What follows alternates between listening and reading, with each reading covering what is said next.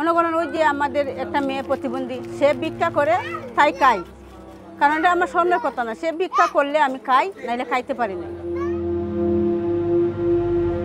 অশ্রু ভেজা চোখে কথাগুলো বলছিলেন সুনামগঞ্জ সদর উপজেলার সুলতানপুর এলাকার রোজিনা বেগম। অভাবের সংসারে 5 সন্তান রেখে চলে গেছেন রোজিনার স্বামী তৈয়ব আলী। এরপর ছেলে মেয়েকে নিয়ে অন্যের বাড়িতে কাজ করেন তিনি। দিন শেষে দুবেলা খাবারের ব্যবস্থা হয়।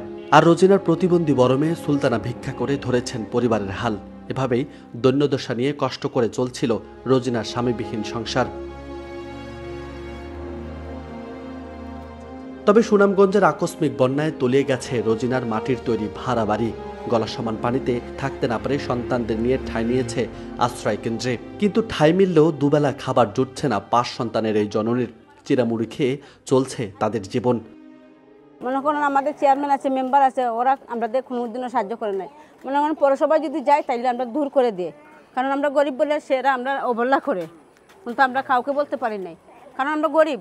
আমরা যদি টাকা পয়সা হইতো তাহলে কি আমরা অবহেলা করতে পারতো, কিন্তু আমরা টাকা পয়সা নাই, এর জন্য আমরা অবহেলা করি। সন্তানদের নিয়ে একাধিকবার স্থানীয় জনপ্রতিনিধিদের কাছে গেলেও কোনো সাহায্য মেলেনি। বিত্তশালীরাও মুখ ফিরে তাকায়নি রোজিনার দিকে। বন্যায় সর্বস্ব হারিয়ে এখন আরও করুণ সংকটে এই নারী। রোজিনার মতো করুণ ইতিহাস নিয়ে সুনামগঞ্জ সরকারি কলেজ আশ্রয় কেন্দ্রে ঠাঁই নিয়েছে 156 পরিবারের 700 মানুষ। তাদের প্রত্যেকের জীবনেই নেমে এসেছে অন্ধকার। আয় রোজগার থেকে বিতাড়িত হয়ে সরকার ও স্থানীয় বিত্তশালীদের সহযোগিতার আশায় আছেন তারা। ঘরে আছে কমর পানি, ঘর দুয়ার ভাঙি গেছে পানি, আপনারা ইনকোয়ারি করেও দেখতে পারেন। এখন আমরা সেকেন্ডে লইছি ইয়া অতটুকু আমরা কষ্ট ভুগতিতে আছি। আমরা গরিব মানুষ, খুব অসহায়, মাছ মারে আমরা দিন মজুরি আইনা খাই কষ্ট কইরা। কিন্তু দেখেন এই আবার তো আমরা গরিব মানুষ, আমরা দেখার জন্য সরকার হয়েছে, সরকারে আয়ও না, দেখো না, কোনো কেউ পাঠায়ও না।